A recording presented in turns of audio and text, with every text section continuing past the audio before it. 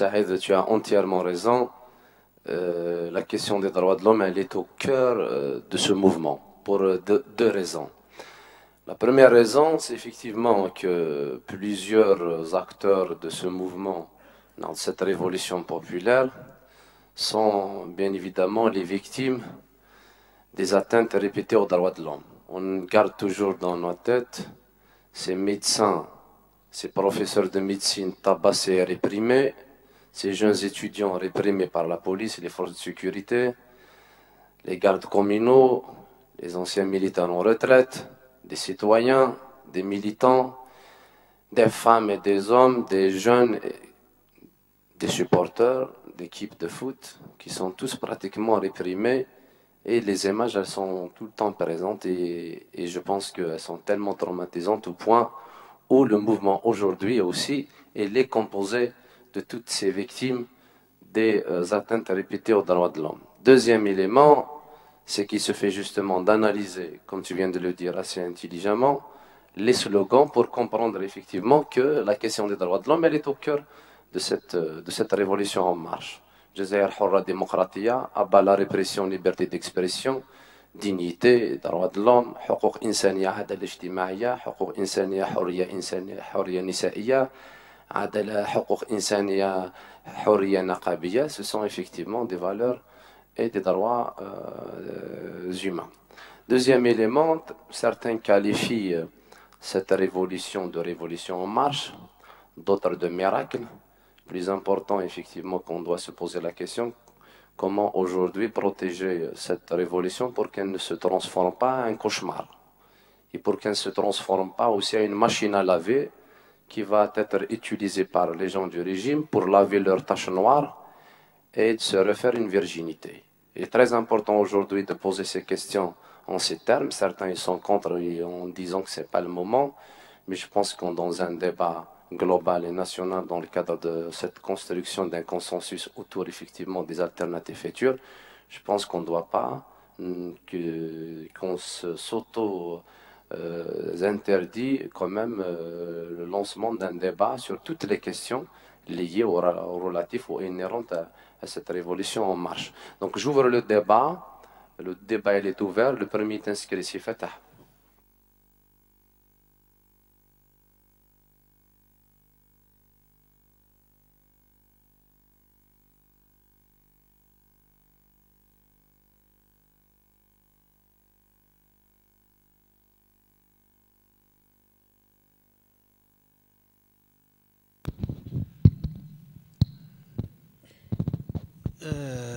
Bonjour.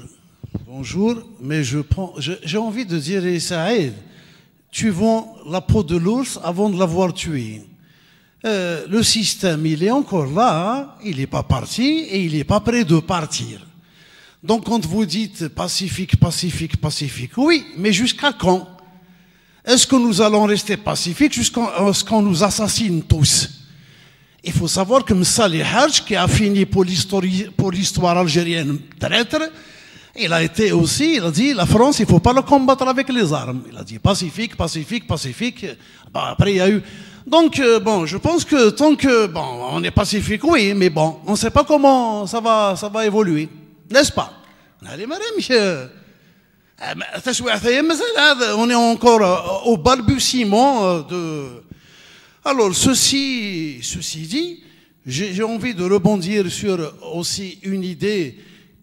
Les gens, ils disent plus ou moins que le 22, on commence par, on va dire le 22 février, même si je suis karaté, tout ça, je suis d'accord, mais si on retient la date du 22 février comme étant un phénomène spontané, ce n'est pas spontané, ce n'est pas vrai. Nous n'avons jamais accepté ce système depuis l'indépendance.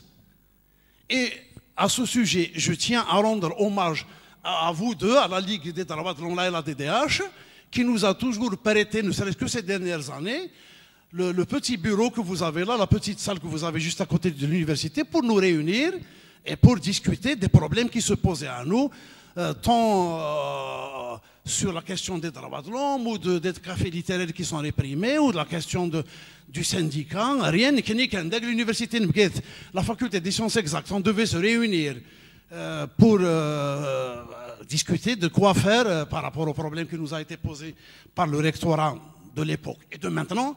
Et vous nous avez prêté le CDDH. Donc ce n'est pas spontané. Cette vision spontanée de l'histoire, je ne sais pas d'où elle vient. Si c'est islamique, empirique, l'histoire c'est une science humaine déterministe.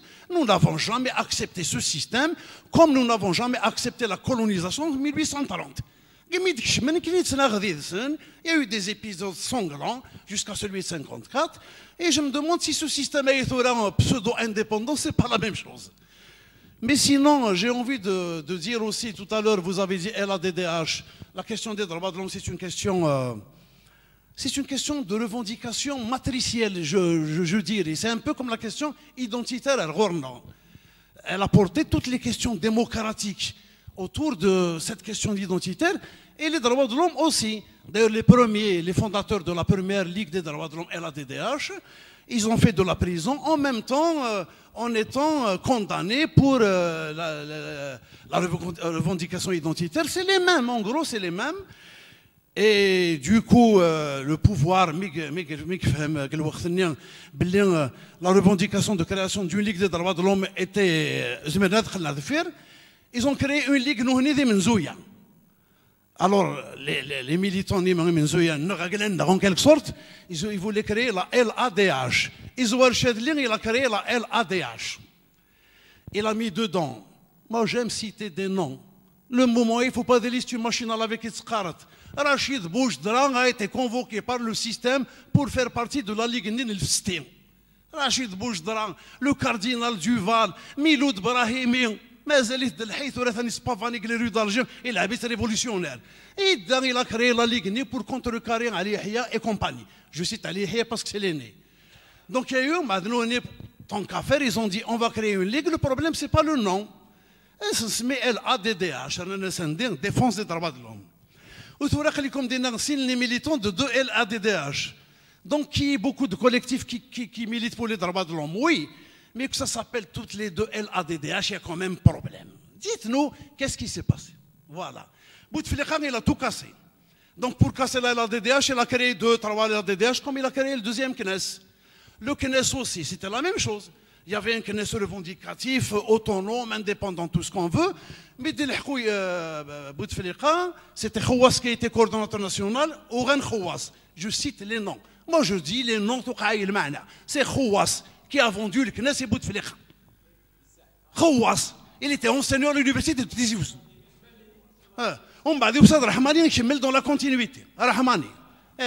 On va il y a eu notre collègue Melkazi qui dit ici, il vaut ce qu'il vaut. Je n'ai pas envie de le juger. Mais il faut que je sois à la ligne. Il a dit, moi je vais être autonome, je ne sais pas pourquoi. C'est sa conscience, c'est comme ça. Ils ont dit, puisque c'est comme ça, ils ont créé un deuxième CNES. Les CNES, voilà, donc ça se passe. Et il a fait la même chose avec les LADDH, mais dites-nous un peu le problème où il est maintenant. Il y a 3 LADDH, empêcher la création d'une 4e et qu'on est bien. D'accord? Mais la question que j'ai envie de poser réellement, le mouvement est populaire. Est-ce que la question des droits de l'homme est une question portée par le mouvement populaire? Est-ce que le peuple algérien, il a un niveau de conscience politique, philosophique, conscience humaine quelqu'un pour se poser la question des droits de l'homme comme question fondamentale dans la coexistence? Parce que je pense que ce n'est pas tout à fait vrai. On ne peut pas être dans un pays par exemple, non laïque et les droits de l'homme. Parce que déjà, si on n'est pas laïque, ça me tous des ou donc l'égalité des hommes ou la chute des gens à la base, c'est un problème. Est-ce qu'on peut avoir des droits de l'homme dans un pays musulman? Il paraît que l'Arabie Saoudite aussi, ils ont créé une philosophie des droits de l'homme. Merci. Monsieur Sifawi.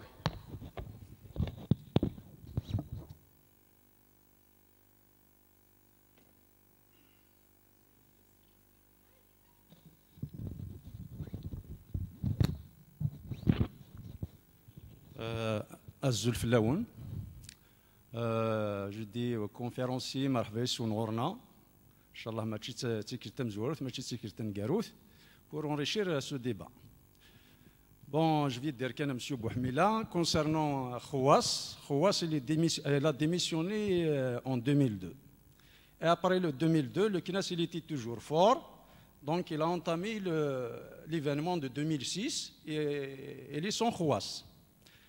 Après l'événement de 2006, donc c'est là que le Knesset vraiment s'est scindé en deux. Donc ça c'est pour l'historique du Knesset. Bon, pour revenir donc plus tard, Boukrora et toute l'histoire de Boukrora, ainsi de suite. Donc ça c'est... donc il y a deux ailes à la suite. Il y a un aile dialoguiste et un aile, c'est-à-dire... Voilà. Bon, ici, dans la conférence, j'ai relevé quelques contradictions. Monsieur Salhi, vous avez dit qu'il faut négocier. Vous avez dit on est déjà dans la victoire. Et vous avez dit si le mouvement échoue. Je ne trouve pas des mots pour le qualifier. Donc moi, je relève des... Bon, pour les négociations, je dis, c'est-à-dire actuellement, le mouvement il est en train de négocier et de la meilleure manière. Pourquoi? Parce qu'à chaque fois, quand il y a quelque chose qui vient de ce pouvoir ou bien de ce système, le mouvement il répond. Et les négociations sont en train d'avancer et jusqu'à maintenant, donc ils sont bien. Mais si vous voulez dire qu'il faut trouver des personnes qui vont négocier au nom de ce mouvement, moi je veux dire, le jour où on arrive là, le mouvement va s'effriter. Donc la force du mouvement aujourd'hui, c'est les 17 millions qui sont représentants de ce mouvement. Celui qui veut négocier avec ce mouvement, il va négocier avec les 17 millions. Voilà. Parce que la force de ce mouvement réside justement parce qu'il n'a pas de tête. Les gens qui insistent actuellement justement pour trouver des représentants, je dis ce n'est pas encore le moment. Il faut attendre le moment venu. Maintenant, on a encore beaucoup de travail à faire. Et les gens qui croyaient que le mouvement va s'arrêter après juste le départ de Bouteflika, ou bien après le départ de tout ce système, je dirais qu'ils se trompent. Ce peuple doit défendre encore, doit défendre malgré après, même dans l'étape de transition, il faut savoir qu'il y aura toujours des gens qui vont essayer de détourner ce mouvement. Donc le mouvement, il faut qu'il veille à sa révolution, si on utilise le terme de la révolution, ou bien qu'il faut qu'il veille justement aux objectifs de ce mouvement. C'est-à-dire de construire cette Algérie plurielle où chaque Algérien trouve sa place. Et le mouvement, donc, il doit continuer comme ça éternellement, comme dans toutes les sociétés civilisées.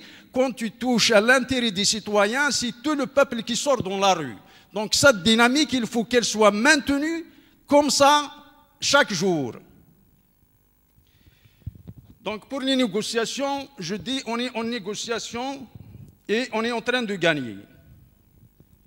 Pour la victoire, c'est vrai, on a gagné certaines choses, mais on n'est pas dans la victoire totale.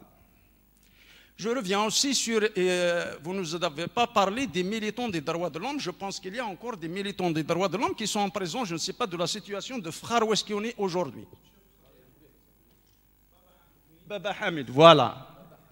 Voilà où est-ce qu'on est avec cette situation. Et je ne vois pas les militants des droits de l'homme dans tous les mouvements revendiquer sa libération, ainsi de suite. Et merci.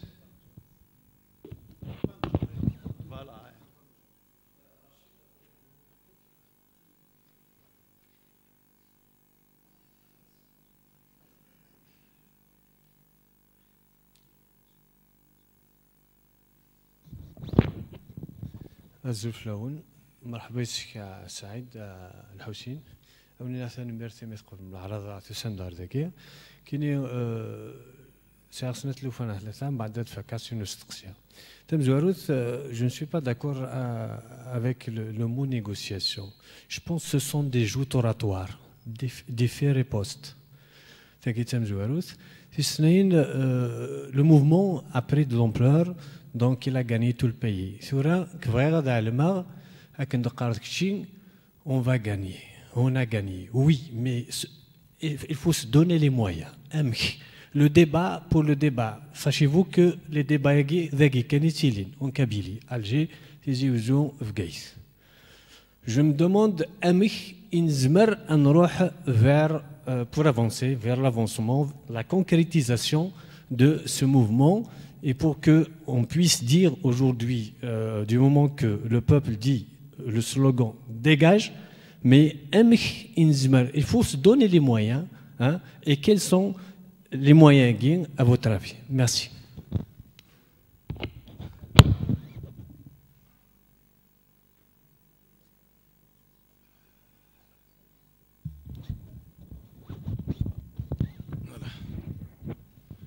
Zoul Flaoun, une révolution. Je crois une révolte. Une révolution, ça suppose un programme, une direction. C'est pour cela qu'une révolte, il faut la doter d'un débat serein et responsable. Et j'ai compris une chose d'avant, le concept de la liberté des choses. Mais ça a trois fondements. D'abord, comprendre, débattre et agir. Comprendre, ça veut dire quoi? Il faut qu'on discute entre nous. Chaque couche sociale, les villages, les quartiers, l'université, les entreprises, le travail, débattons, comprendre. Je vous donne un exemple concret pour que les plus concrets. On a fait une réunion avec l'ensemble des syndicats autonomes. La formation professionnelle, les syndicats, les entreprises économiques. Nous voulons comprendre. Pour comprendre, il faut d'abord savoir. On doit débattre. Pourquoi débattre? Pour agir. Le manège des choses. Qu'est-ce qui est fort? Il y a 18 associations syndicales à l'échelle de Wilaya. Il faut lancer le débat. Discutons d'abord. Comprendre d'abord. Nous voulons agir. Oui, qui ne sont pas d'accord sur cette ligne. Ils disent une chose. Attention, le mouvement, il va avoir une tête. C'est pas ça. Car, écoutez, nous voulons débattre. Nous voulons discuter ensemble d'une manière fraternelle. Mettre nous fort avec une discussion responsable. C'est pour cela que il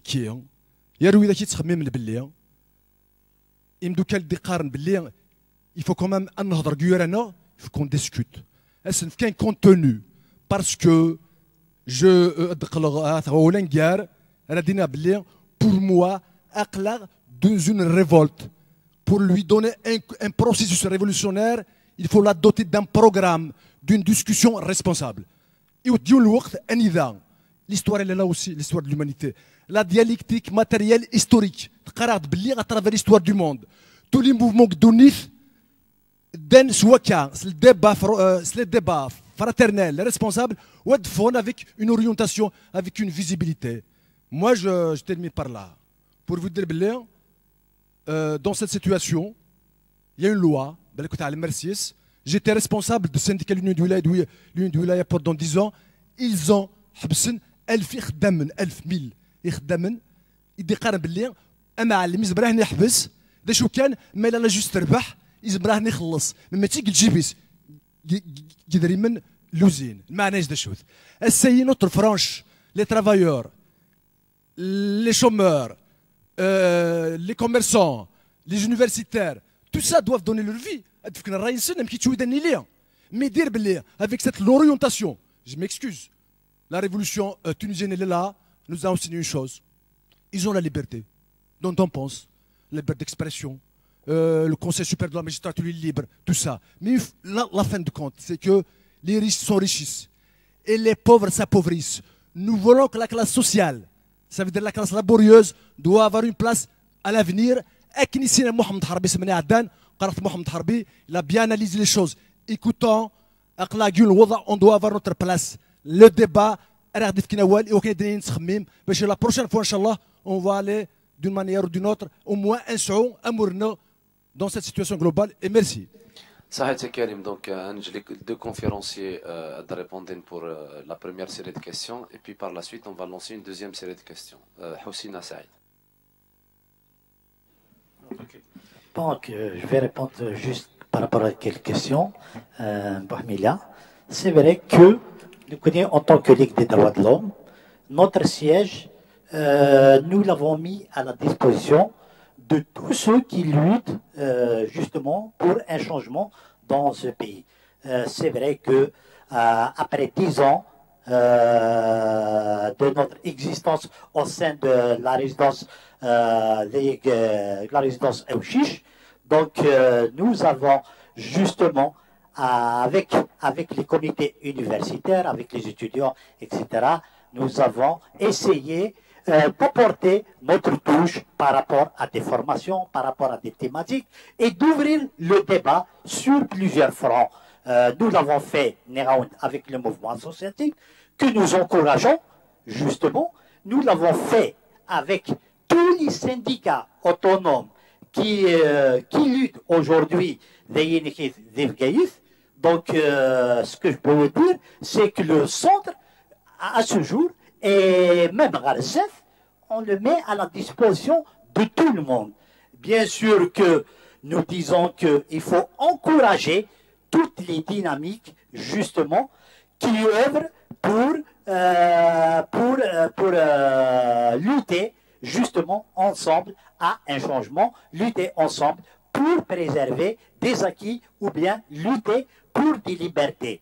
Donc, voilà. Et aussi, à ça, on ouvre aussi le débat au sein de notre centre du centre non, on ouvre les débats avec la société civile. Il faudrait que la société civile s'implique, il faudrait qu'elle réfléchisse, il faudrait aussi qu'elle participe à apporter sa contribution justement dans l'analyse, dans la réflexion et dans des propositions.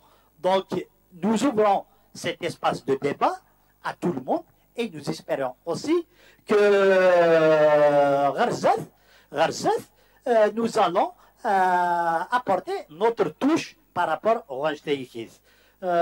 Voilà.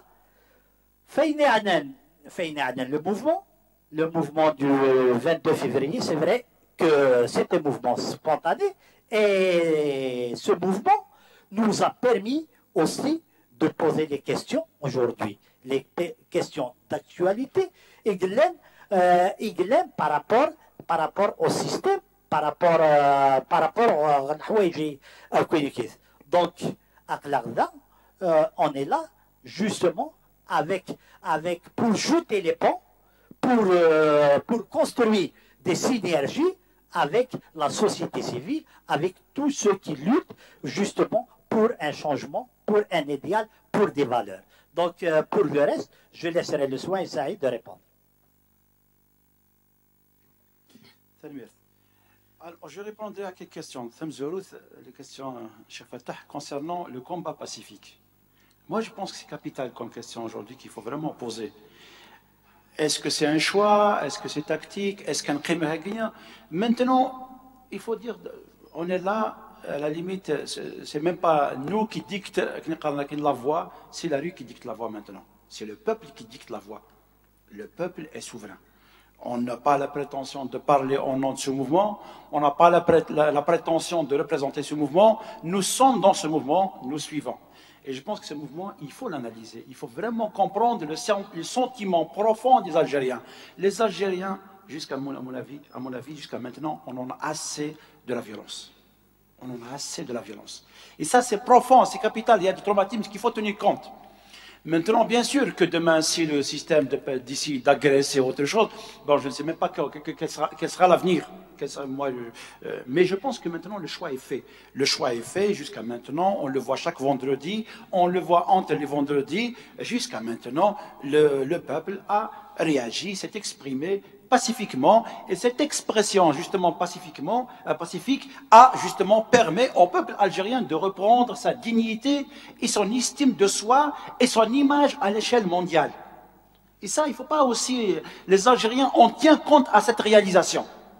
C'est une réalisation historique qui nous a permis à nous, en tant qu'Algériens, d'être fiers de notre algérianité. Les Algériens, jusqu'à quelques moments, avaient honte de dire que je suis algérien. Maintenant, on les voit partout dans le monde. je suis algérien, en France, partout dans le monde. Et ça, c'est grâce justement à ce choix pacifique. Donc je pense que les Algériens aujourd'hui ne sont pas prêts justement à ternir, à casser cette image. Et c'est pour ça que moi je les vois. Vous savez qu'il y a des jeunes qui travaillent pendant toute la semaine pour justement produire des pancartes, des slogans innovés, parce qu'ils savent qu'ils sont connectés au monde. Parce qu'ils adressent des messages pas seulement au pouvoir dans le système, ils adressent un message au monde entier. Les jeunes qui manifestent à Alger, je pense ici à Afgaïd, je n'ai pas eu l'occasion de marcher à Afgaïd, mais je sais que ces jeunes-là, ils portent ces pancartes-là parce qu'ils savent qu'ils sont regardés dans le monde. C'est capital. C'est pour ça que moi j'ai dit qu'on a gagné. Moi j'insiste sur ça, j'insiste sur cette victoire. On a gagné notre algérianité. On a gagné notre fierté. On a gagné notre dignité. Je vous assure que j'ai été en Gambie quelques mois avant. J'avais honte de dire que je suis algérien. Je cachais mon algérianité. Je cachais mon identité. Parce que le système nous a humiliés. Et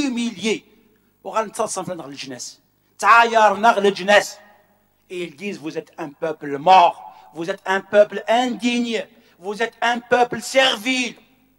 Eh bien, ces jeunes-là ont réalisé le miracle.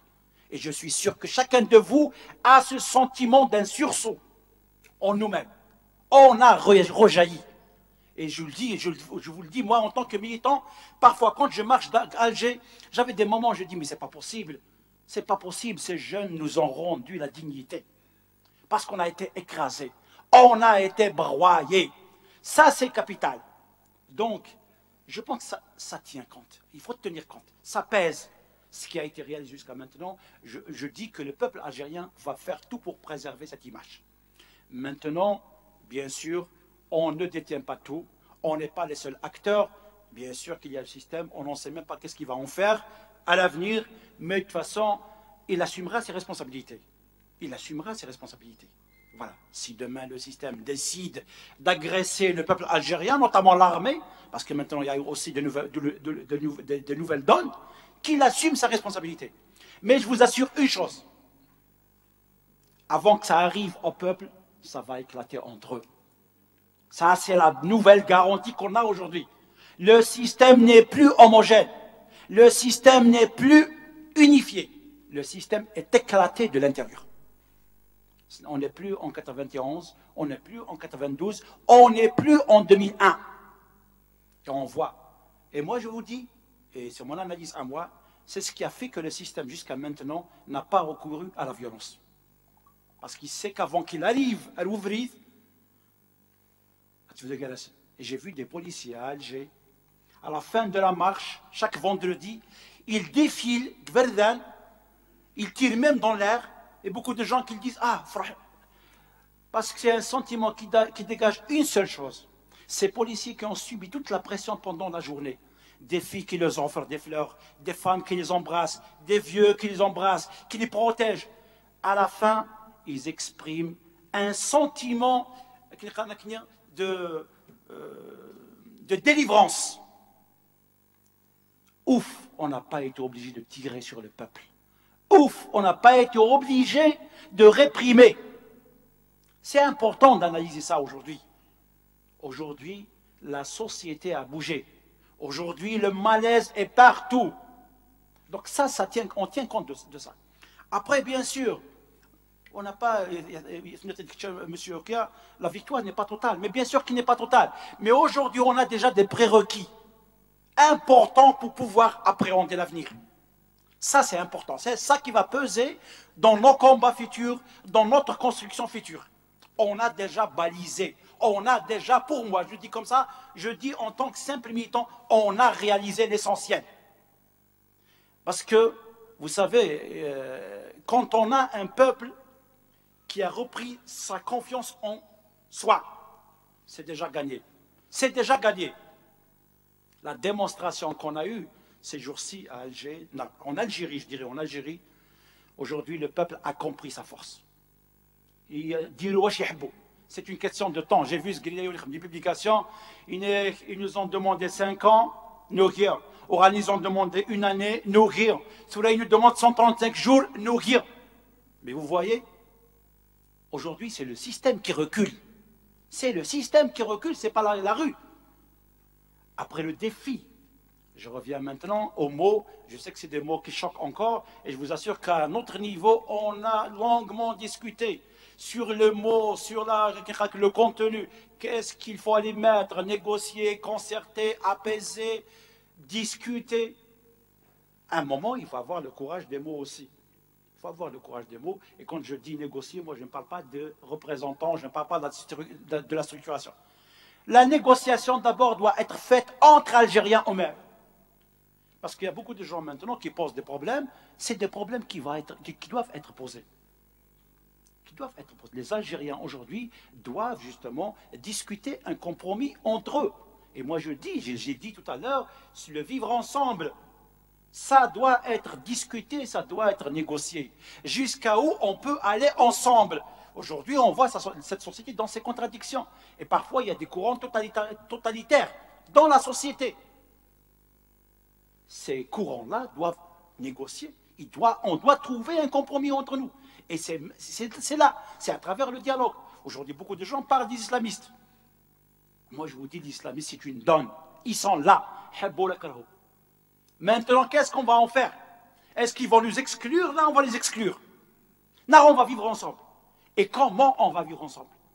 À base de quel contrat on peut vivre ensemble en tant qu'Algériens dans nos contradictions, même dans notre truc extrême? C'est ça le défi aujourd'hui. Mais il faut avoir le courage de poser ces questions. Je vous assure que nous, en tant que société civile, on a fait une proposition de crise, on a déjà commencé à discuter avec les partis. Ce matin, des amis étaient chez MSP. Et on était chez Benflis. Tout là, en ce moment, des amis sont chez Zoubida Assoul. Demain, on sera chez le RCD. On sera chez le MDS. On leur pose une seule question. Est-ce que vous êtes prêts à cohabiter, à vivre ensemble en Algérie? C'est ça la question. Et tout le monde a la responsabilité aujourd'hui de donner la réponse et de trouver la voie. C'est ça le défi aujourd'hui. C'est pour ça que moi j'ai dit, je parle de l'échec. Si on n'arrive pas à trouver le consensus aujourd'hui, mais bien sûr qu'on va échouer. Bien sûr qu'on va revenir dans nos contradictions, dans nos divisions, dans notre atomisation, on va encore réinventer encore l'échec. L'échec, il redégoûte pendant des années. C'est ça le défi aujourd'hui. C'est pour ça que je dis aujourd'hui, je pense que l'élite, la société politique, et moi j'ai vu une amie ce matin, journaliste, il a été critique par rapport à nos positions. J'ai dit tant mieux qu'il y ait des gens qui nous critiquent, tant mieux qu'il y ait des gens qui critiquent le mouvement. Ne caressez pas dans le sens du poil. On a payé très cher ça pendant le printemps noir. Et moi j'étais parmi les gens peut-être qui ont applaudi certaines choses que je regrette. Je regrette infiniment. On a besoin d'un esprit critique. On a besoin des sons de cloche. Rappelez-nous. Parce qu'il se fera l'âcle parfois. Les foules se relâchent, les foules. 17 millions, il y a beaucoup de gens qui voient 17 millions, ils vont essayer de faire ma partie, ils vont essayer de faire la révolution. Mais cette foule-là, on doit l'alimenter. On doit alerter. On doit faire attention contre nous-mêmes. On doit faire attention contre des tendances fascisantes. Contre justement le truc dominant, le truc ambiant. Il faut qu'il y ait des gens qui doivent rappeler. Rappelez-nous. Parce que ce mouvement-là, s'il n'aboutit pas, avec tout ce qu'on a réalisé, pour l'Algérie, on a épuisé nos cartes. 17 millions, c'est le maximum. D'ailleurs, c'est comme le printemps noir en Kabylie. Qu'est-ce qui restait pour la Kabylie en dehors du printemps noir? Voilà. Et on l'a payé, on l'a payé. Donc aujourd'hui, je pense que ce mouvement, il doit gagner dans le cadre pacifique. Et aujourd'hui, je vous dis, je vous assure que chaque jour, je reçois des appels. D'ailleurs, demain, on va recevoir une délégation tunisienne, la société civile tunisienne, impressionnée par le mouvement. Ils viennent, toutes les organisations tunisiennes, la Ligue des droits de l'homme tunisienne, l'FTDCE, les femmes et tout, ils viennent pour voir qu'est-ce qui se passe en Algérie. C'est quoi ce mouvement? C'est quoi? Des amis marocains qui nous suivent à la lettre, à la minute. Et je vous assure que ce mouvement, s'il gagne, il va contaminer le Maroc. C'est qu'une question de temps. Ça va arriver au Maroc. Parce que des amis du RIF, tous les Marocains nous suivent. Qu'est-ce que c'est que ce peuple miraculeux qui a rejailli? Si c'est possible en Algérie, ça sera encore possible ailleurs. Donc aujourd'hui, il y a cette responsabilité justement d'aboutir.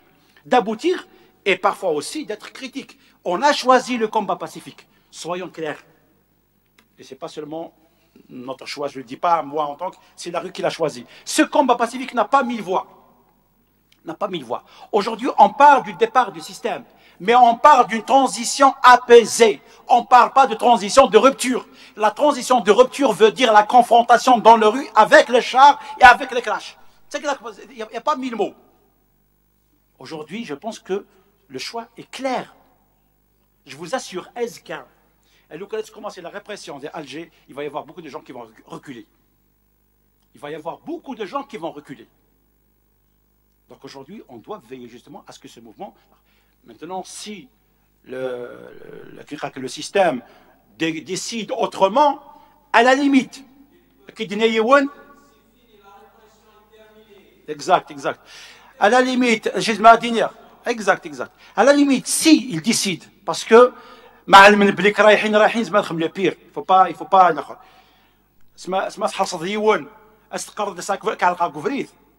il peut commettre l'irréparable. C'est pour ça qu'il faut vraiment être mesuré dans nos propos.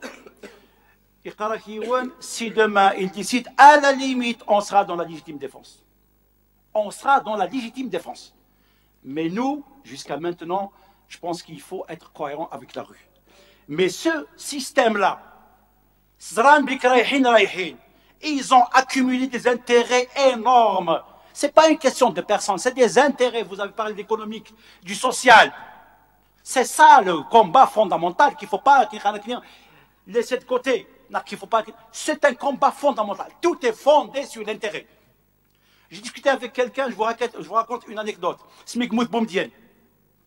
Les Américains, tout le monde, ils ont fait des trucs, voilà, le système va s'effondrer. Système algérien, boum, Dieu, la dictature et tout. Il y a les Américains qui ont fait un rapport, l'ambassade des États-Unis. Ils ont fait un rapport, ils ont dit non, ce système ne va pas s'effondrer. Et il va rester, il va continuer. Et des Français, ils ont mis, qui fait? Ils ont dit ce système a généré des intérêts autour de lui. Ces gens-là vont faire tout pour que ce système reste. On est dans la même. Alors si vous pensez que vous me dites à générer des intérêts, pensez à Bouteflika, combien d'intérêts j'ai généré? Au point où maintenant l'Algérie est classée 3e pays au niveau des nombre de milliardaires en Afrique. Vous pensez que ces gens-là, ils vont céder dans le Canada? C'est pour ça qu'aujourd'hui qu'on parle de la transition. On parle d'un nouveau ordre national, d'une nouvelle république. Mais tout à fait d'accord avec vous quand vous dites que ce n'est pas terminé. Mais bien sûr que la transition, ça demandera des temps. Vous savez, j'étais dans des trucs comme ça. J'étais dans une réunion avec des diplomates et tout. Il y a quelqu'un qui a dit, de la Tchéquie, il vous faut 50 ans. Il vous faut 50 ans. 50 sana, pour que l'Algérie reprenne le fonctionnement normal. C'est-à-dire qu'il faut une génération. Et moi, je crois à ça. La Tunisie, ils sont à 8 ans, 7 ans, on n'a même pas. Ça veut dire qu'aujourd'hui, la voie de la construction pacifique, c'est la voie la plus longue. Et c'est normal. C'est pour ça qu'aujourd'hui, je pense que demain, on va revenir à la refondation de l'État. L'État tel qu'il a été, parce que maintenant on parle de l'État, il faut la préserver, mais demain, il faut la refonder, cet État. Il faut la refonder. Cet État, aujourd'hui, a démontré ses limites. C'est un État qui a échoué dans son fonctionnement, dans son démembrement, dans justement sa déclinaison. C'est un État qui a échoué. C'est un État qui a mis de côté le peuple. Aujourd'hui, le peuple doit reprendre son État. Et ça, c'est une construction. Mais aujourd'hui, je pense que le défi de cette révolution, on ne va pas rester dans un mouvement éternel. Je vous dis, ce mouvement, il est dans sa phase culminante de mobilisation. Mais attention, il ne va pas rester comme ça. La mobilisation ne va pas rester éternelle. La mobilisation ne va pas... Il faut savoir capitaliser au moment opportun. Et ça, je pense, c'est justement le débat qu'il faut mener. Et moi, je dis, moi, l'article 102, je l'ai rejeté avant même qu'il... Mais il faut penser dès maintenant, justement, aux solutions qui peuvent permettre à la société de trouver le cap. La rue, quand vous dites système dégage, dégage, dégage, les gens à un moment ils disent attention. D'ailleurs, il y a beaucoup de doutes maintenant qui s'installent. Maintenant, on doit donner des caps. On doit donner des caps et nous, en tant que société civile, on est en train de travailler sur ça. Nous sommes un collectif de 30 organisations. Nous avons déjà fait une proposition de sortie de crise pacifique. Voilà, bon, il a été bien sûr publié sur les réseaux, par la presse. On a commencé à partir d'hier à discuter avec les partis politiques. On veut aller vers une rencontre nationale de la société civile et la société politique qui doit réfléchir sur la nouvelle République, l'Algérie de demain. C'est à nous aujourd'hui d'imposer la feuille de route, c'est pas le contraire. Jusqu'à maintenant, c'est le pouvoir qui propose. C'est lui qui détient l'agenda. Et nous, on répond. Nous sommes dans la réaction. Il faut inverser la chose. Il faut imposer la voix du peuple, la vision du peuple au gouvernement, au système. Ce n'est pas le contraire. Voilà, merci. Juste par rapport, avant de donner donc, la parole à Kader, juste par rapport à une chose très importante, la répression malheureusement n'a pas cessé. À l'instant, je viens d'avoir l'information que des parents des familles de disparus ont été interpellés et réprimés ce matin à Didouche Mourad. Et il se fait, de la dernière fois, nos amis aussi d'Aoukas qui ont exprimé pacifiquement le refus de la construction d'un célibatorium ont été bien évidemment interpellés par la police. Donc ce qui fait, le régime il est toujours fidèle à ses pratiques. Donc c'est une révolution en marche. Karim, c'est tout un travail qu'il faut faire. Bien sûr, il y a un système, il y a aussi des sous-systèmes. Et pour éradiquer les pratiques du pouvoir, c'est l'affaire de tout le monde. Maintenant, concernant les détenus d'opinion, oui, en Algérie, il existe encore des détenus d'opinion et des détenus politiques.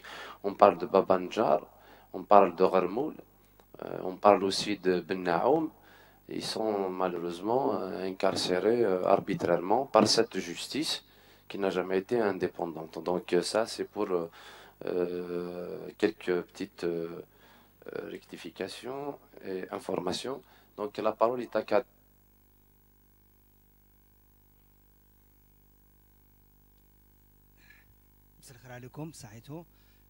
Voilà, j'ai envie d'attirer votre attention sur un phénomène un peu nouveau.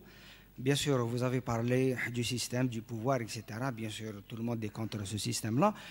Je vais enchaîner sur votre conclusion ou bien votre interrogation. Quelle alternative faudra-t-il donner pour ne pas rester en attente face aux propositions ou bien aux initiatives du système, du pouvoir en place? Donc, quelle perspective doit-on donner à ce mouvement-là? On a constaté, j'ai constaté, d'autres aussi l'ont fait, qu'il y a la montée du populisme prêché par des leaders, pas autoproclamés, mais c'est des leaders qu'on respecte, bien sûr. Je ne vais pas citer leur nom, mais ils essaient un petit peu de fourvoyer l'opinion, le mouvement, dans une idéologie qui est proche de l'islamisme politique. Quand on dit que voilà, notre référence c'est la déclaration du 1er novembre 1954, donc qui prône une république démocratique sociale dans le cadre des principes islamiques, qu'est-ce que vous en pensez? Okay. Maintenant que la rue demande depuis le 22 février que nous sommes pour une Algérie algérienne, une Algérie libre et démocratique, et que les islamistes, comment dire, adoptaient un profil bas dans la rue, ils n'arrivaient même pas à constituer un groupe homogène, compact dans la rue. Pourquoi est-ce que ces leaders-là n'expriment pas les réalités des demandes, des revendications profondes des populations en lutte? Qu'est-ce que vous en pensez? Vous avez parlé de la nécessité absolue de la critique. Elle doit y être. Est-ce qu'elle doit être justifiée? Quand il y a des rencontres entre leaders de partis politiques, des rencontres durant lesquelles on rencontre des leaders du fils dissous, même s'il est dissous, mais ils sont là. Est-ce qu'il ne s'agit pas d'une réhabilitation d'un courant idéologique qui a participé au même titre que le pouvoir à un massacre des populations?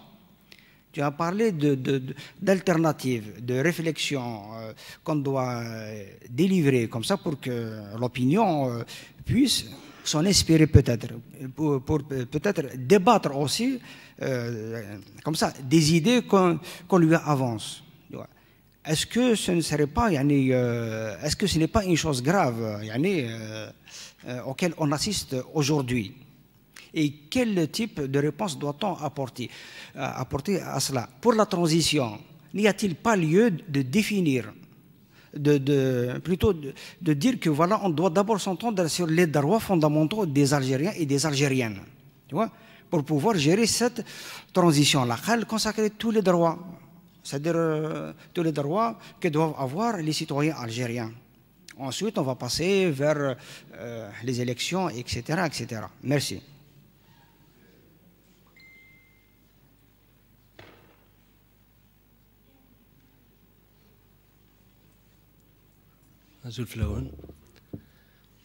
J'ai d'abord deux petites réactions par rapport au discours qu'on entend. Je vais reprendre le premier, plutôt le dernier intervenant, Kader, par rapport au populisme. Il n'y a pas que le côté islamisme dans ce populisme, mais il est incarné quelque part dans vos propos et dans les propos de beaucoup de monde.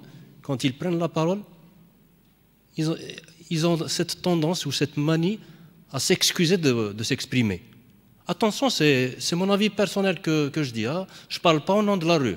Ah non, c'est la rue qui est... à un moment, c'est la politique du pouvoir. Un seul héros, le peuple. Et ce peuple-là, ce n'est pas des individus. C'est ces individus. Il y a eu 6 personnes qui ont commencé pour dire qu'il faut qu'on se soulève contre le colonialisme. Et là, à chaque fois, la majeure partie des intervenants qui ont pris la parole ici, ils sont tous excusés de parler. À un moment donné, il vaut mieux s'arrêter que de s'excuser. Ça, d'un côté. La deuxième remarque, c'est par rapport à vos propos. Je m'excuse, M. Salhi, c'est ça? Vos propos, ils sont alarmistes. Et vous êtes vraiment contradictoire par rapport à votre première intervention où vous disiez qu'on a gagné, etc. Et là dans les réponses, vous nous dites attention, c'est la mort du mouvement qui nous attend. Forcément, c'est ce qui va se passer. Vous commencez par dire que la mobilisation va vite redescendre, on est au summum. Moi, je dis, il y a eu 17, mais on pourrait avoir les 44 millions dans la rue, y compris Bouteflika Dias, Charles Trine, ça va être dedans. Il faut pas être défaitiste.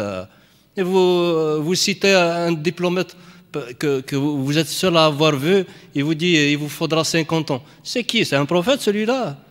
Vous voulez qu'on prenne ces paroles pour argent comptant? Non. C'est ce qui s'est passé en Tchéquie, c'est la Tchéquie, c'est un cas particulier. L'Algérie aussi, c'est un cas particulier. Chaque pays a son histoire, a son peuple, a ses réactions, etc., et sa culture. Maintenant, j'ai juste une petite question, c'est par rapport à votre intervention au début. Vous avez dit que notre Constitution, elle répond parfaitement au canon des droits de l'homme sur tous les points de vue. Est-ce qu'il n'y a rien à faire dans cette Constitution? Est-ce qu'on pourrait la reprendre telle qu'elle? Excusez-moi, c'est du point de vue des militants des droits de l'homme. Est-ce que vous n'avez rien à changer dans cette Constitution-là? Est-ce qu'on peut la garder et puis aller faire autre chose que de retoucher à cette Constitution? Voilà ma question.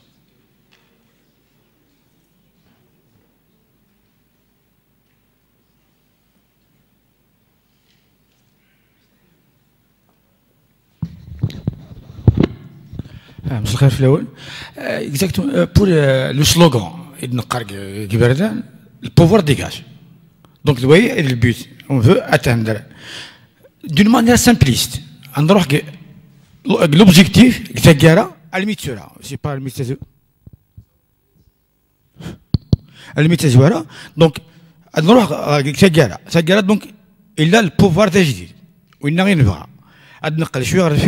Donc, le pouvoir est أقدم أماكن الديكتاتورة البوفوار ينجدي الديكتاتورة دونك باش الديكتاتورة دونك أدين الطابل أوتوماتيكمون أدين الطابل دونك أقلات الحقيقة غرضنا مي ماتنو ثورة بارابور أو ديالوج est-ce que le peuple, il peut, indirectement, que le dialogue, mais à condition. La condition, on va discuter le mécanisme, comment libérer le moradia, comment. Donc je pense que le peuple, elle accepte ça. La question qui se pose, est-ce que le peuple attend la déclaration de pouvoir à signer une question de fraude, il attend à dire ou la زي العابدين. Donc اديوت الوقت اني دا اللي اشديش كلاك وقيلا ما اخري ودي تسجل تسالوتني داوتي بورتو دير روح.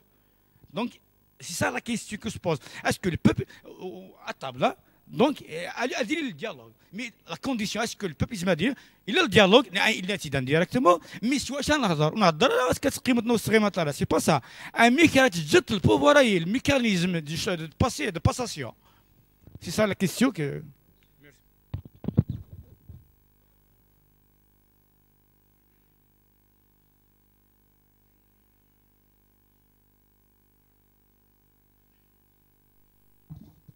Salam alaikum. Voilà, je voudrais juste continuer sur ces systèmes. Pour moi, la définition du système, la définition d'Aglo, c'est quoi? Un système, c'est un ensemble des processus ou des consensus ou des procédures, je sais pas, qui transforment des inputs en outputs avec une valeur ajoutée. C'est ce qu'on cherche. Le bien. Enfin, le bien, c'est quoi? Qui à ma connaissance, la déconstruction d'un système, elle vient jamais sans construire sans un autre système. Un système is fort. Est-ce qu'il a un autre système qui va à donc il y a une loi pour déconstruire un système. Elle a besoin toujours, elle se fait à base d'un autre système. C'est une loi de déconstruction d'un système. La deuxième des choses, je vais à où est-ce qu'on est dans l'investissement du management de qualité dans l'installation du système prochain. Est-ce qu'il faut prendre la procédure ou le processus de qualité? Est-ce que vous ne voyez pas que c'est une nécessité de poser le processus de qualité, management de qualité, le management de qualité dans ce système, le nouveau système qui vient? Est-ce que vous voyez, parce que qu'est-ce qui se une qualité de vie? Est-ce que vous ne voyez pas le système futur qui vient? Il n'en a pas besoin de poser à l'intérieur un processus de qualité. Le peuple est différent. Lorsqu'il voit à l'intérieur du système prochain qui vient, il trouve un système de qualité, il l'accepterait facilement. Voilà. En tout cas, avant de laisser mes deux conférenciers répondre aux questions, en tout cas, le collectif des enseignants et ATS, ils vont certainement prendre en considération les suggestions et certaines questions de fond sur certaines thématiques. Qu'appelle-t-on système, qu'appelle-t-on sous-système, qu'appelle-t-on régime, qu'appelle-t-on pouvoir, quelle est la différence entre un État et un pouvoir. Certainement, après les vacances, il y aura des conférences dans ce sens. On aura peut-être parmi nous des invités, des conférences en sciences politiques, parce qu'effectivement, c'est des questions qui se répètent à chaque fois, c'est des préoccupations légitimes, et je pense que quelque part, on est ruiné dans tous ces concepts. État, pouvoir, système, régime, sous-système, pouvoir, sous-pouvoir, c'est des questions pertinentes. Et on vous promet pratiquement à partir peut-être du 4 avril prochain, on va consacrer des conférences de spécialistes pour répondre justement à toutes ces questions que je viens de dire à l'instant légitimes. Donc je laisse la parole à Saïd pour répondre. Ok. Je vais revenir un peu au mouvement. J'ai entendu beaucoup de gens dire, voilà, on part pas en mouvement. Alors moi je vais vous dire mon analyse et ma conception, sinon mon regard par rapport à ce mouvement. Ce mouvement, c'est un mouvement pluriel. Mais moi, je dis, ce n'est pas un mouvement anonyme, c'est un mouvement qui est traversé par des sensibilités. Et moi, quand je parle au nom de mon organisation, je ne parle pas au nom du mouvement, je tiens à le dire. Je tiens à le dire, je parle au nom de mon organisation, et ce n'est pas aujourd'hui que je parle. Moi, je suis à la limite dans la continuité de ce que je disais pendant des années. Mais ce que je dis, dans ce mouvement, tout le monde doit parler. Toutes les organisations doivent parler. Toutes les sensibilités doivent parler. Mais le plus important aujourd'hui, parce que nous, à la limite, nous sommes une société à la limite organisée. Nous sommes des associations, nous sommes des partis, mais il y a la jeunesse aujourd'hui, il y a des collectifs qui ne sont pas organisés.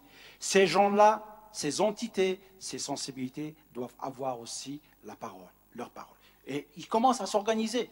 Nous, dans notre travail de collectif, société civile, on a dit on va toucher tous les collectifs qui se sont exprimés. Et quand je parle de collectif, je ne parle pas de type association, agrément, organisation. Je parle des sensibilités. Donc aujourd'hui, tout le monde doit parler. Mais moi, je reviens au mouvement. Aujourd'hui, il n'est pas de l'intérêt de mouvement qu'on parle au nom du mouvement. Il n'est pas de notre intérêt à ce qu'on structure le mouvement. Il n'est pas de notre intérêt à ce qu'on dégage des leaderships du mouvement. Parce qu'aujourd'hui, c'est vrai qu'il y a des enjeux. Il y a des enjeux, il y a beaucoup de gens, beaucoup de sensibilités, beaucoup de partis, même de cadres qui veulent, voilà, à la limite, récupérer ce mouvement. Il faut laisser le peuple s'exercer. Et moi, je suis d'avis même à ce qu'on laisse cette dynamique pour quelque temps, justement, de s'exercer dans la rue. Parce qu'on a besoin de se retrouver entre nous, Algériens. Mais ce que je dis aujourd'hui, le consensus se dégage dans la rue. Il se dégage à travers le débat. Ce qu'on fait aujourd'hui, la rue est à l'écoute. Comme il est à l'écoute aussi du système. Aujourd'hui, il y a beaucoup de propositions. Partis politiques, il y a des signatures, il y a des déclarations, il y a des offres, il y a des réflexions, il y a des contributions. La société écoute. La meilleure réflexion, c'est celle qui va dégager le consensus. À un moment, bien sûr, que les gens travaillent. Les partis se rencontrent, les associations se rencontrent, les personnalités se rencontrent, les jeunes se rencontrent, ils s'organisent chaque jour, je les vois partout. On est là en train de s'organiser, en train de discuter. Il va y avoir émergence d'un consensus. C'est-à-dire qu'aujourd'hui, toutes ces propositions qui sont en train maintenant d'être discutées dans la rue, c'est pour ça que moi je dis qu'il faut débattre aujourd'hui, il faut laisser les gens se déterminer, il faut laisser la société choisir. Il va y avoir un consensus. Le plus important, c'est justement de garder cette cohésion, de garder cette mobilisation. C'est la seule garantie. Moi, quand je parle du mouvement, je ne suis pas alarmiste, je suis réaliste. Je suis réaliste. Je dis qu'on ne doit pas justement fermer la discussion. On ne doit pas fermer. Il faut discuter de tout, y compris des questions qui fâchent, y compris des islamistes. C'est un débat qu'on veut... y compris des islamistes. Il faut discuter aujourd'hui. Il faut les interpeller. Il faut aller vers eux. S'ils peuvent venir vers nous, marhaba, il faut discuter avec tout le monde pour pouvoir justement aujourd'hui réfléchir la nouvelle République. Nous parlons d'une transition d'un point A vers le point B. Le point A, c'est le système actuel. C'est notre situation actuelle. Mais l'avenir, on doit le réfléchir ensemble. La nouvelle République qu'on veut construire, il doit être l'émanation de la volonté populaire, de la volonté de ce mouvement qui s'est construit dans la rue. Et ce mouvement, pour moi, c'est l'expression de la volonté populaire. 17 millions, vous parlez de 40 millions, alors si on atteint 40 millions, c'est vraiment peut-être le miracle du siècle. Mais déjà, 17 millions, c'est pas de la blague, 17 millions. C'est déjà 50% du peuple algérien. Le corps électoral, déjà peut-être presque une cause de corps électoral. On est à 23 millions de corps électoral. 23 millions. Ça c'est 100%. 100%. Il reste 5 millions. Et 5 millions, peut-être des gens qui ne vont jamais voter. Donc, si vous voulez qu'on parle de l'expression de la volonté populaire, il s'est exprimé dans la rue. Elle s'est exprimée dans la rue. Aujourd'hui, je pense qu'il faut quand même... Moi, je dis, il faut être critique. Il faut être critique. Moi, je suis des gens, bien sûr, ce que je dis ici, je ne le dis pas ailleurs. Parce qu'ici, je suis à l'université.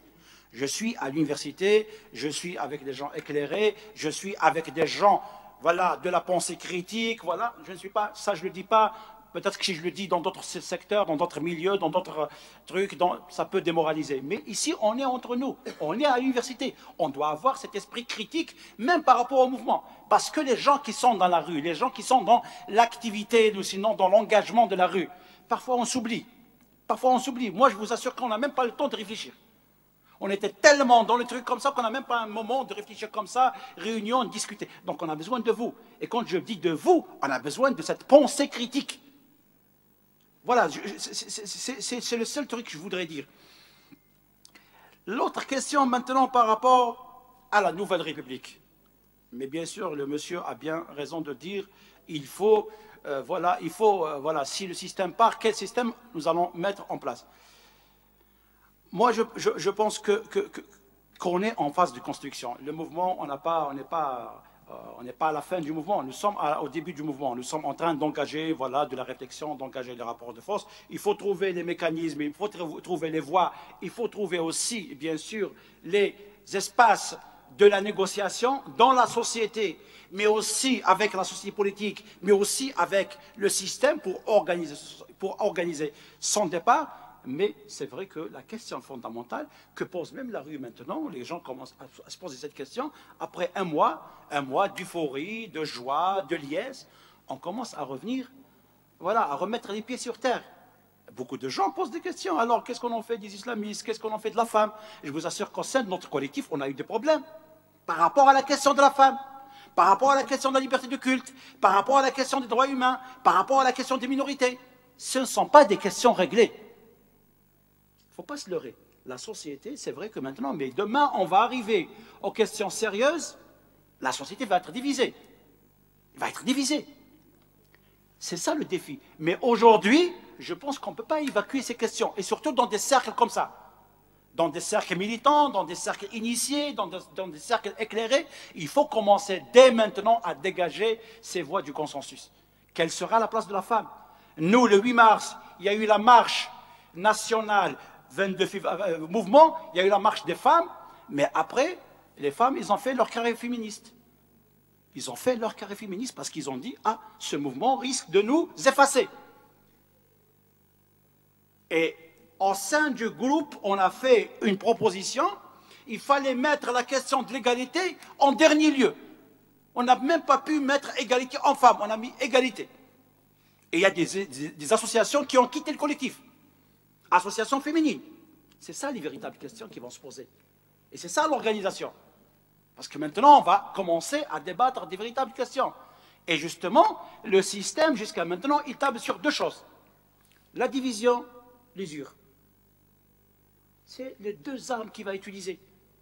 Il va encore aiguiser la division, voilà, on annonce l'article 102, moi je le savais pendant longtemps. Ils ont déjà commencé à lâcher certains constitutionnalistes, certains penseurs, certains militants, voilà, l'article 102, certaines associations, certains partis. Maintenant, voilà, on est devant l'article 102. Eh bien, voilà, mais notre seule garantie, c'est la rue. C'est la rue, c'est vendredi. Vendredi, on verra qu'est-ce que va répondre la rue. Comme elle a répondu la dernière fois, le 22 mars.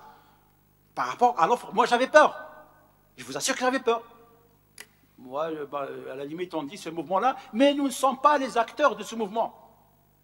Ce mouvement, il faut dire, ce mouvement nous a dépassés. Ce n'est pas la société civile, ce n'est pas la société politique qui organise, qui appelle. Et par rapport à ce mouvement, il y a des associations, il y a des partis politiques, il y a des leaders qui ont été chassés. Dans le mouvement, il y a d'autres non. C'est-à-dire que le mouvement aujourd'hui, il est à l'écoute. Mais il y a une lame profonde dans le mouvement, voilà, à la limite, qui a déjà tranché certaines lignes. Voilà, rupture avec le système. Mais jusqu'à où on peut aller?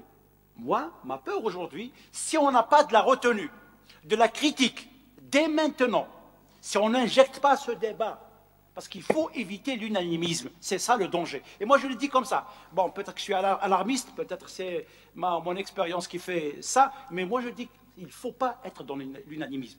Parce que demain, je vous assure, demain, je vous raconte l'histoire du printemps noir, des amis qui étaient avec nous, qui caressaient dans le sens des émeutiers. Ah, attends, c'est les non négociables, c'est les non négociables, c'est les non négociables. Moi j'ai dit, dès le début, il faut dialoguer.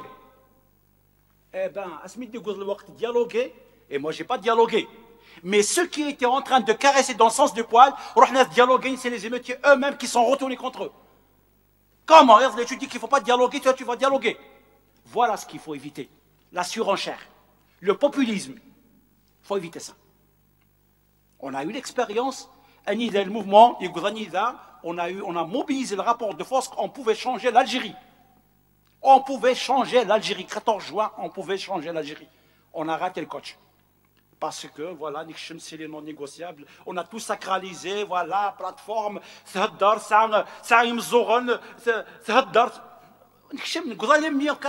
a envoyé un sourd-muet pour remettre la plateforme de la présidence.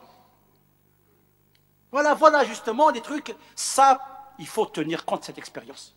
Il faut tenir compte de cette expérience. Parce qu'aujourd'hui, nous sommes traversés par des courants jusqu'aux bouddhistes. Nous sommes traversés par des courants jusqu'aux bouddhistes. Et moi, je dis justement, les gens éclairés doivent... Je ne suis pas en train de dire qu'il faut négocier. Je ne suis pas dire que c'est le moment de négocier. Je ne suis pas en train de dire qu'il faut dialoguer tout de suite. Mais je dis qu'aujourd'hui, la société doit rester ouverte. On a réalisé le miracle de débattre, de reprendre la parole, de reprendre la rue. C'est déjà du gagné. Mais moi, j'aimerais entendre du côté de l'université un son plus froid. Et je pense que c'est votre rôle. C'est votre rôle. L'université, je parle de l'élite, des enseignants, c'est ce qu'on disait, printemps noir, chacun a son métier, chacun a son rôle, chacun a sa contribution. Il y a la rue, il y a les moments mais on a besoin des gens qui doivent nous alimenter. Parce qu'on ne peut pas tout faire à la fois. Des gens, vous avez parlé des Harbi, j'ai aimé sa contribution. C'est quelqu'un, il a de la distance, il a de la retenue, mais c'est quelqu'un qui est là pour éclairer. Et pourtant, il a été critique sur beaucoup de choses.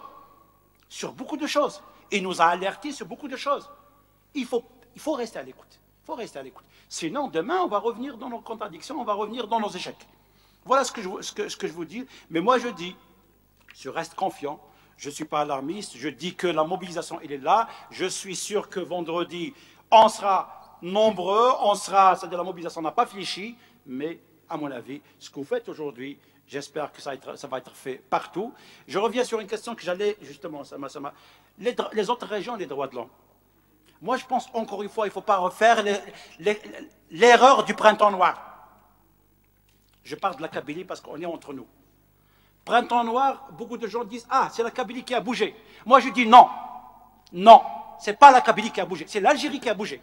J'étais acteur printemps noir. Au même moment où on bougeait en Kabylie, il y avait un mort à Bedna, à Naba.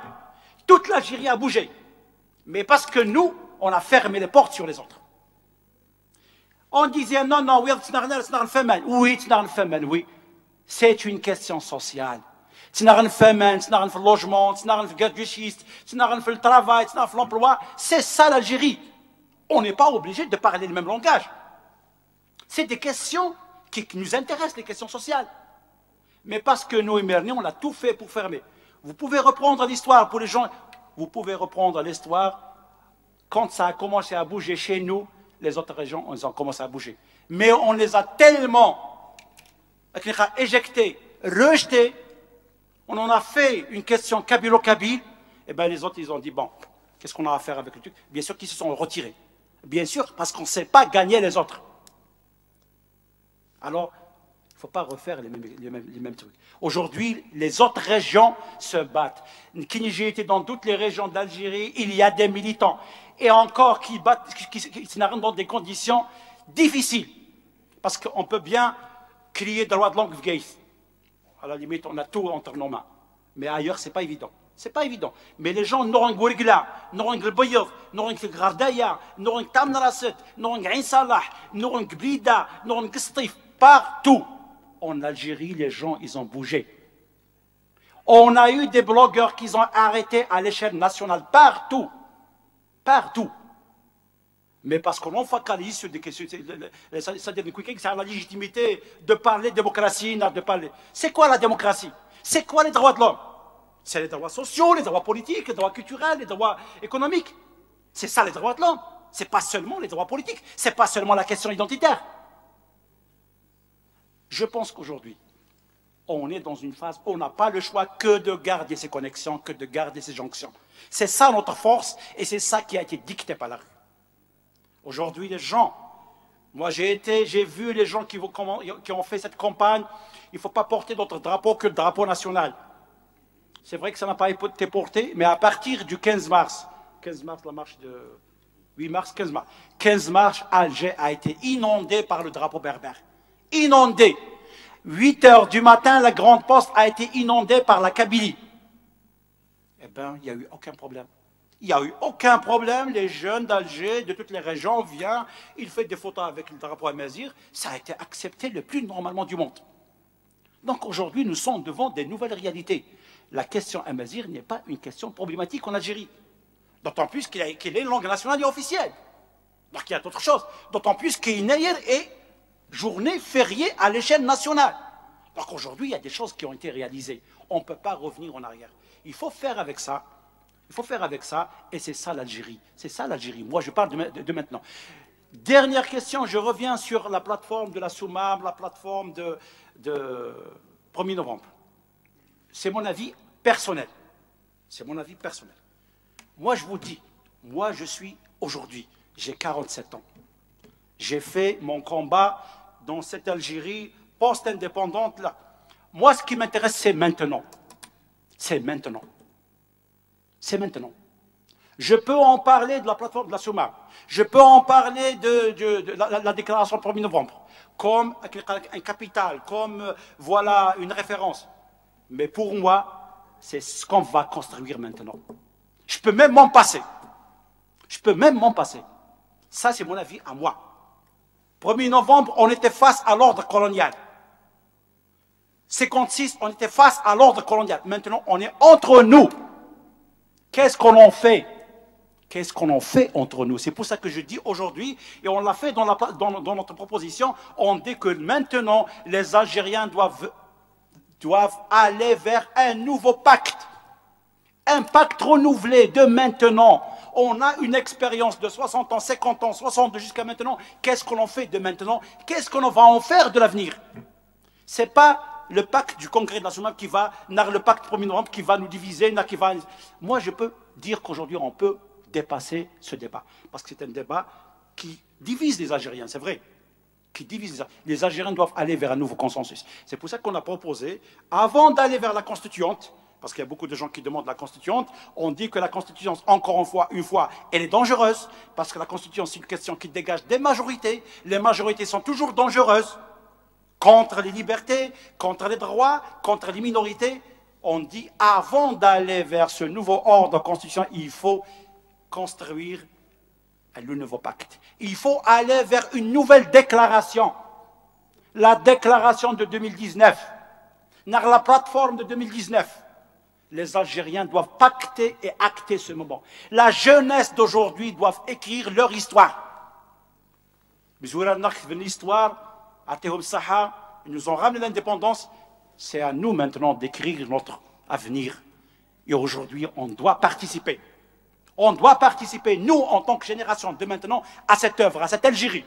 Ça doit rester dans l'histoire du peuple algérien. Ça doit rester. Ce qui est réalisé maintenant ne doit pas être effacé. Comme on a effacé beaucoup de combats, comme on a effacé beaucoup de stations dans l'histoire du peuple algérien. Donc, ces gens-là qui vont maintenant nous enfermer dans des débats 56, 54 et tout, classe, on n'est plus dans ce contexte. On est dans un nouveau contexte. Et on a dit, avant d'aller vers la Constitution, l'élaboration de la Constitution, on doit mettre justement des balises, des garde-fous. On doit mettre le cadre qui doit permettre à cette Algérie de vivre ensemble, d'appréhender l'avenir et d'aller encore plus loin, de construire de la stabilité et de la continuité, sans à chaque fois revenir à changer la Constitution, à chaque fois revenir changer les lois. C'est ça le défi aujourd'hui. Et c'est ça notre proposition à nous. C'est pour ça que maintenant, on va vers les partis. Alors on a décidé, je ne vous cache pas, d'aller vers tout le monde, sauf des partis qui posent problème. Voilà, donc on veut encore construire des consensus, mais on a dit, y compris les islamistes. Il faut les mettre devant les responsabilités. Aujourd'hui, il y a une réalité. Les Algériens, chacun a fait son expérience. On doit aller vers la nouvelle République, mais on doit baliser. On doit aller vers ce cadre, cet acte-là, cette charte. On est en plein débat. Il y a des gens qui la charte nationale, il y a d'autres qui la déclaration de la nouvelle République. Chacun se met. Cette déclaration doit avoir une force, une autorité qui doit aller au-delà de la transition, qui doit rester, qui doit baliser, qui doit ouvrir, qui doit encadrer. Et tout le monde, tous les acteurs doivent faire un serment, ce qu'on appelle le serment démocratique. Tout le monde doit prêter serment à cet acte. Cet acte doit rester. Vous savez, quand on prend la déclaration des droits de l'homme et du citoyen français, et pourtant, bien après, ils ont fait une constitution qui est arbitraire, censitaire. Mais cette déclaration est restée au-delà des temps, au-delà des siècles. Et pourtant, c'est une déclaration. Nous aussi, on doit réaliser cette œuvre-là. On doit réaliser ce moment. Et moi, je suis de ces gens qui disent aujourd'hui, on doit marquer notre temps. Fini la légitimité historique. Fini la légitimité des anciens. Et je ne suis pas en train d'opposer. Mais je dis aujourd'hui, la jeunesse doit prendre sa place entièrement. Entièrement. Voilà ce que je dis. À tout comme ça. Hossein.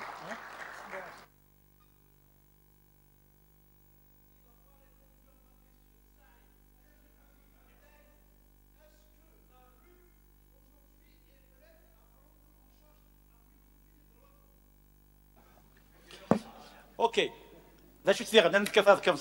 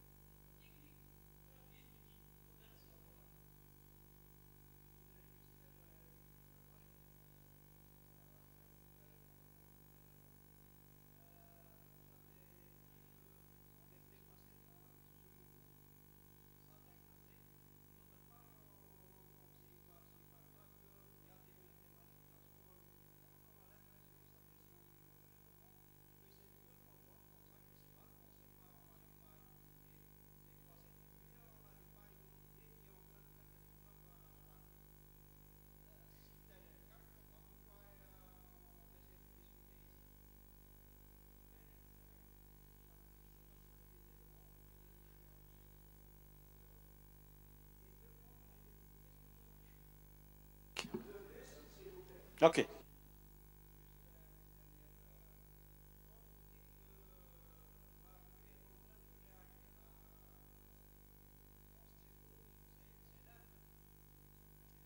S'il vous plaît.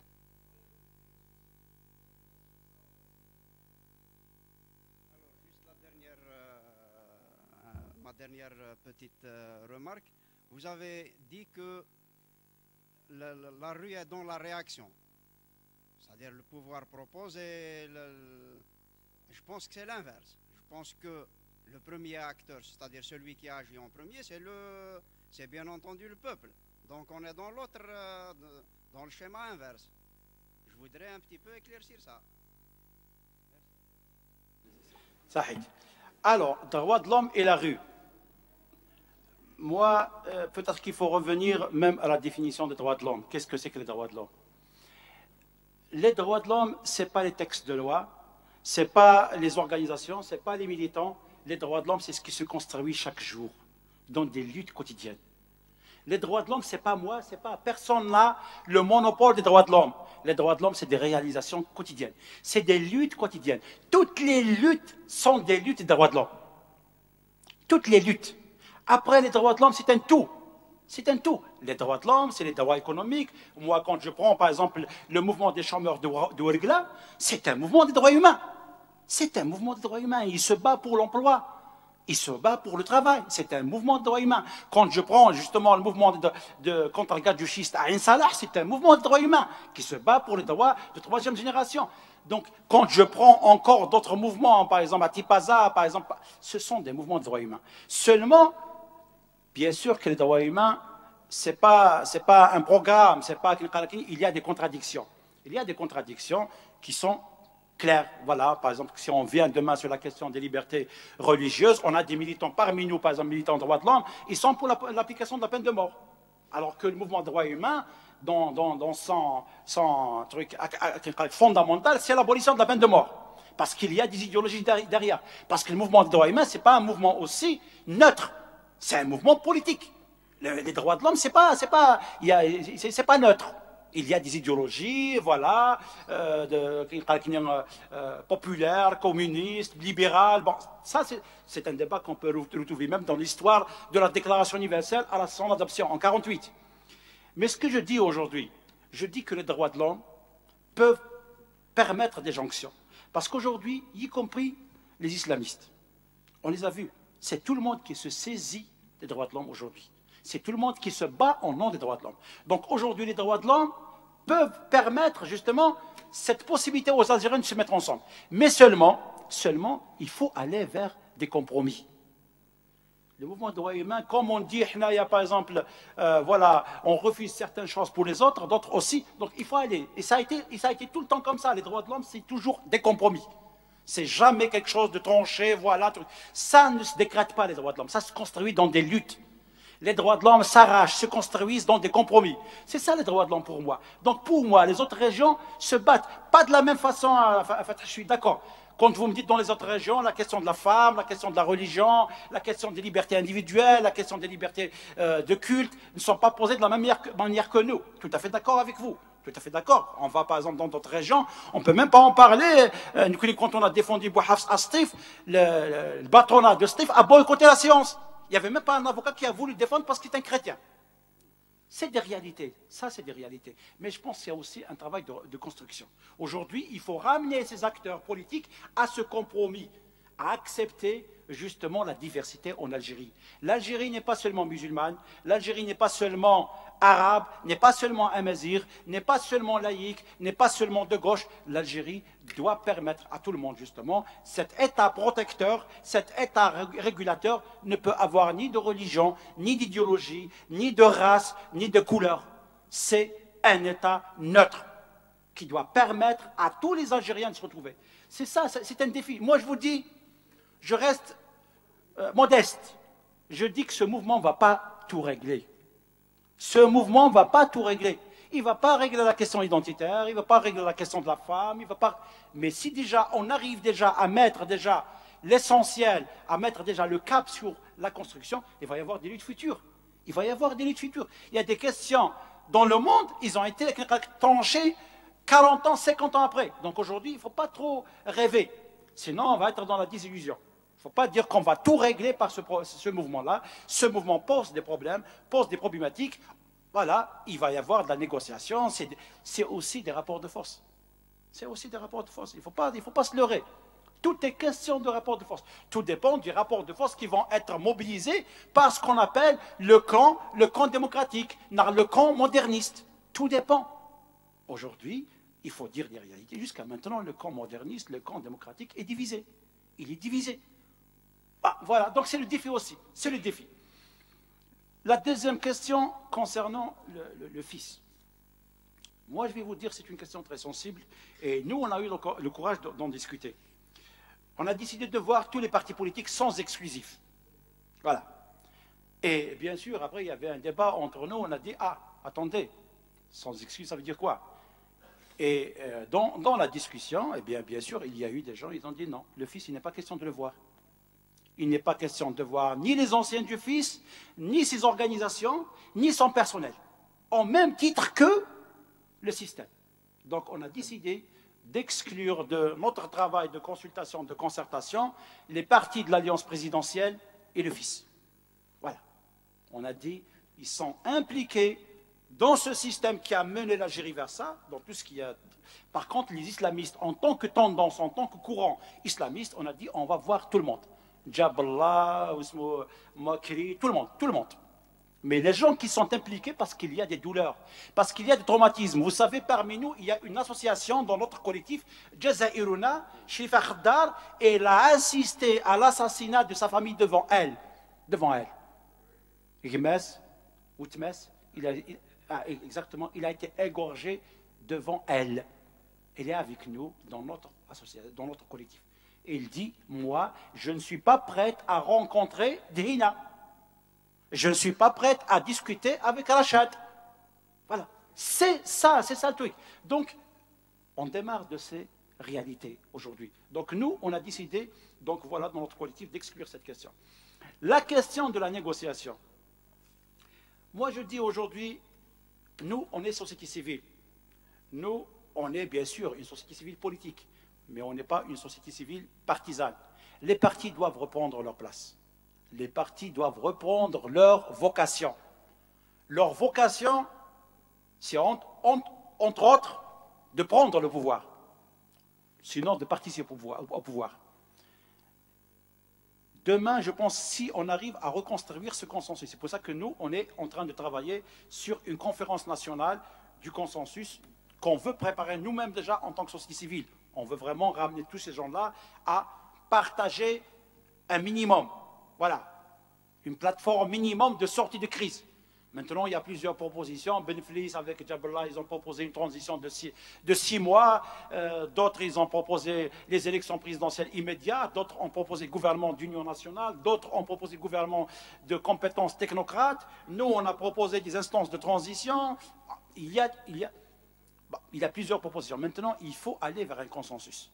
Je pense qu'aujourd'hui, la société doit engager le rapport de force politique en termes de proposition. Doit avoir la proposition consensuelle qui doit sortir de la société, doit avoir la force de la société. Et la négociation, il y a plusieurs manières. Moi, je ne suis pas un truc, il y a plusieurs manières. Si demain on décide, nous, on a proposé à ce qu'il y ait une autre instance présidentielle, donc après le départ de Bouteflika, il va y avoir une autre instance présidentielle et un gouvernement de transition, qu'on doit aller vers ce qu'on a appelé pour nous les assises nationales du consensus pour préparer la nouvelle constitution. Ces assises nationales de consensus doivent être justement portées, sinon doivent permettre à toute la société, dans toutes ses sensibilités, ses contradictions, d'être ensemble et de proposer, d'écrire ce texte fondateur.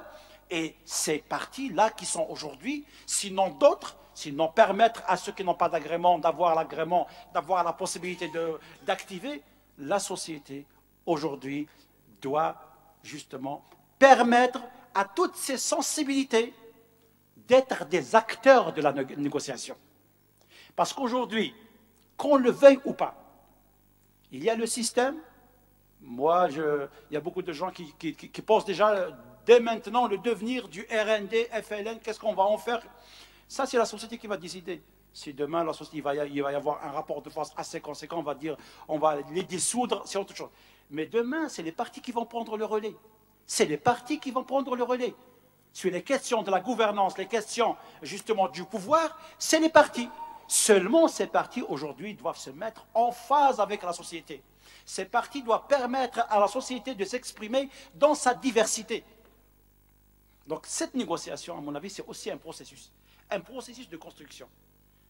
Dans ce processus, jusqu'à maintenant, il y a encore le grand blocage, c'est le système.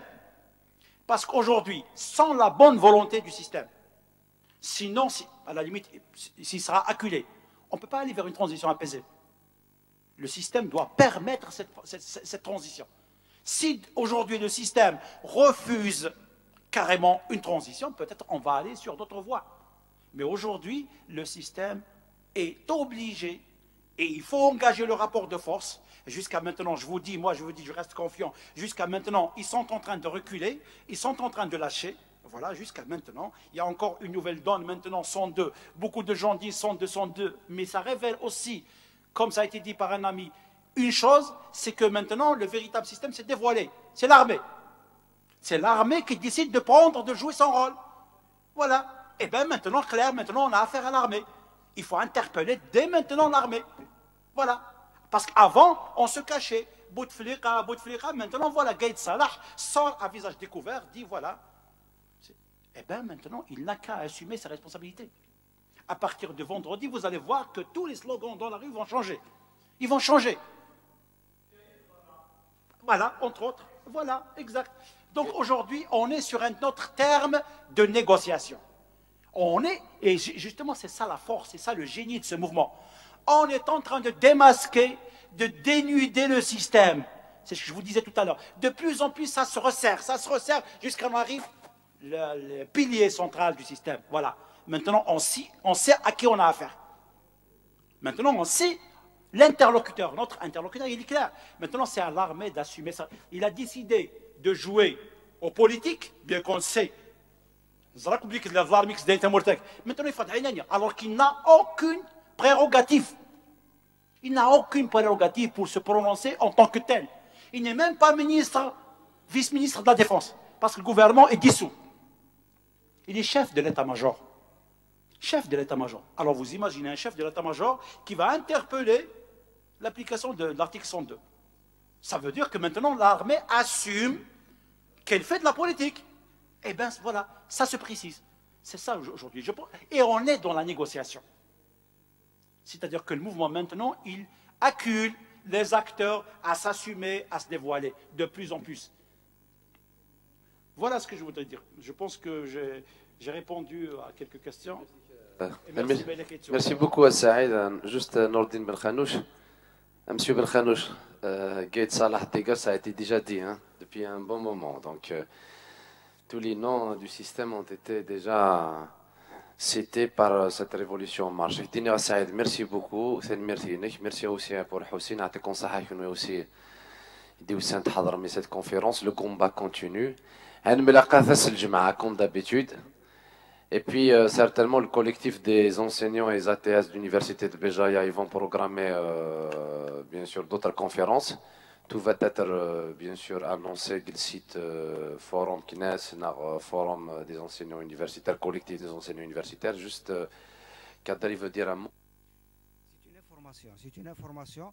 Donc, le café littéraire, il reprend ses activités.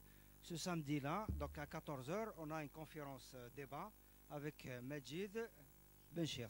Il est politologue, c'est l'ancien doyen de la fac de droit à Ben Aknoun. Donc le thème, bien sûr, sur le mouvement populaire. Voilà, on ne peut plus faire de conférence au théâtre parce qu'il est fermé.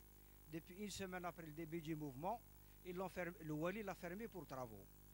Donc à la Maison de la Culture, on nous a donné une salle. Donc ce samedi, il y aura une conférence, débat, et vous êtes invités à y assister. Merci. Même chose, en titre d'information aussi, il va y avoir une marche le Sebt Aouqas. C'est une marche de dénonciation parce que les associations d'Aouqas, justement contre le célibatorium, mais contre bien sûr la répression de la police ces derniers temps et les convocations de certains militants. Merci.